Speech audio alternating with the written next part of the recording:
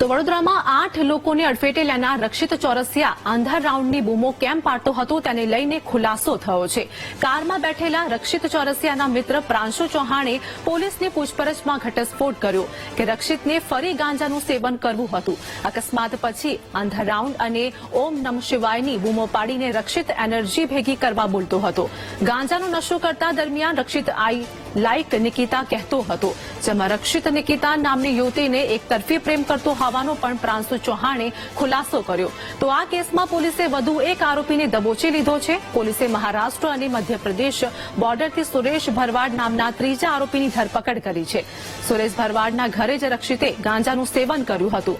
અકસ્માત પછી સુરેશ ભરવાડના પણ બ્લડ સેમ્પલ લેવામાં આવ્યા હતા, જેના રિપોર્ટમાં સુરેશ ભરવાડે પણ ગાંજાનો નશો કર્યો હોવાનું બહાર આવ્યું। મહત્વનું છે કે ગત 13 માર્ચે રક્ષિત ચોરસિયાએ અકસ્માત કરીને 8 લોકોને અડફેટે લીધા હતા, જેમાં હેમાલીબેન પટેલ નામની મહિલાનું ઘટના સ્થળે જ મોત થયું હતું।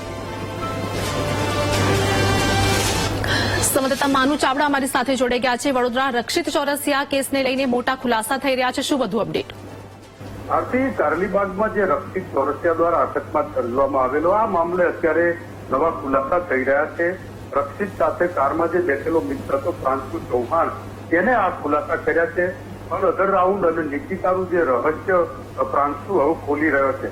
રક્ષિતને પરિવાર ગાંજો પીવો હતો અને એટલા માટે અધર રાઉન્ડ બૂમો પાડી રહ્યો હતો। આ ઉપરાંત ગાંજો પીતા સમયે રક્ષિતે આઈ લાઇક નિકિતા એવું પણ કહ્યું હતું, એટલે નિકિતાને એક તરફી પ્રેમ કરતો એ વિગતો અત્યારે બહાર આવી રહી છે। ઓમ નમઃ શિવાયની બૂમો પણ રક્ષિત પાડી રહ્યો હતો, એ એનર્જી ભેગી કરવા માટે એવું બોલતો હતો, એવું પણ ખુલાસો આજે પ્રાંશુ ચૌહાણ તેના દ્વારા કરવામાં આવ્યો છે। અન્ય એક આરોપી છે એની પણ પોલીસે ધરપકડ કરી છે મહારાષ્ટ્રથી, અને અત્યારે સિલસિલાબંધ આ પોલીસે કાર્યવાહી કરી રહી છે। જી આભાર માનું સમગ્ર માહિતી આપવા બદલ।